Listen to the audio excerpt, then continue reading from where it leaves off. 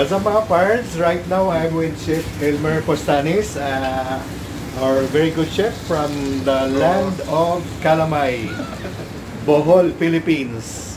So right now guys, I'm with Chef Elmer again. So we're gonna make Beef Bento. we're gonna make a beef bento. We're gonna show it to you how to make the beef bento. This is one of our very famous hot dish here in Sushi Counter. So Sushi Counter is not just serving sushi and makis, but we also have served some hot dishes like the beef bento. So let's watch guys how Chef Elmer will make the beef bento. Okay. We'll put 3 pieces asparagus. So guys, the ingredients, how many grams of rice? 250. 250 grams of white rice, Japanese rice. Japanese rice, and then 3 pieces of asparagus. Sa bleached asparagus. Yes. Then we will put in the oven. So For 1 minute. 1 minute. Why it's put inside the oven?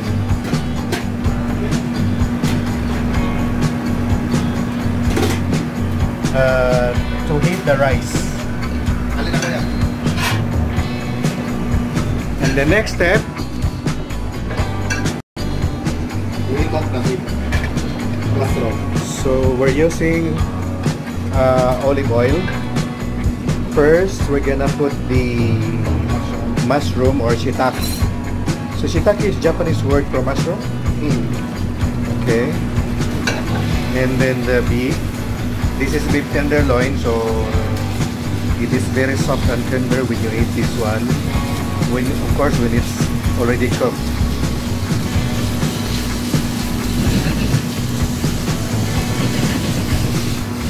Wow. Those flipping skills. So by the way guys, Chef Elmer is from Bohol, Philippines, so the land of Kalamay. So Chef Elmer has been working here in Saudi Arabia for 4 years now, 5 years. 5 years.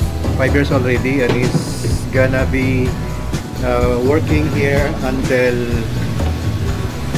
10 years. So again guys, the name of this dish is beef bento.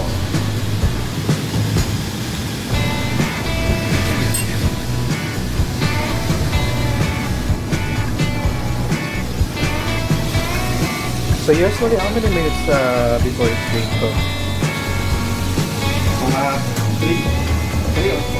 3 to 4 minutes.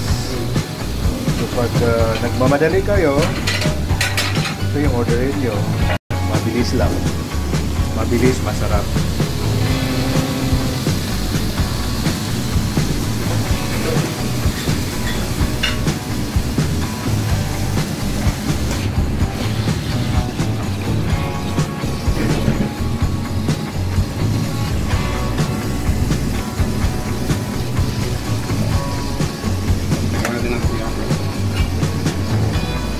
Right now guys,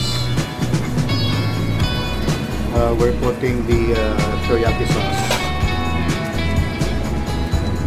So teriyaki sauce, ito yung pinaka-base na sauce niya. Ito yung pinaka-pampalasa niya. By the way guys, teriyaki sauce here, it's not plain teriyaki. Homemade teriyaki sauce ng Sushi Counter. And of course, we're not gonna tell you the ingredients of this. This is secret.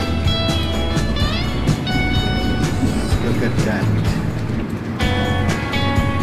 Wow, look at that. Yeah.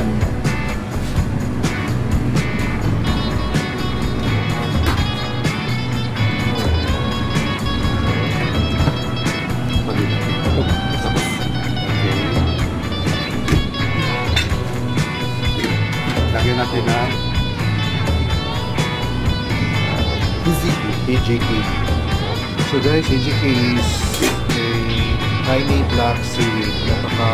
It looks flat, it looks strange, but napaka-healthy nito.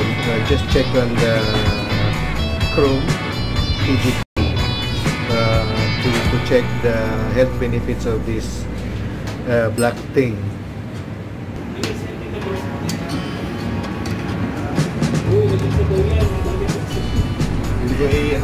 Okay guys, ito na. We're doing the plating. Now we're putting the shiitake and then the beef. So the beef should be on top. Ooh, it's smoking. Then the sauce. Ooh, la la. And then these are chives, not spring onions. So what is chives? What is chives? A small spring onion. Tiny spring onions, parang baby spring onions. So we have now we already put the chives and then the sesame seeds as the garnishing, and then that's it. So this is the beef bento. Okay. Okay guys, thank you for watching.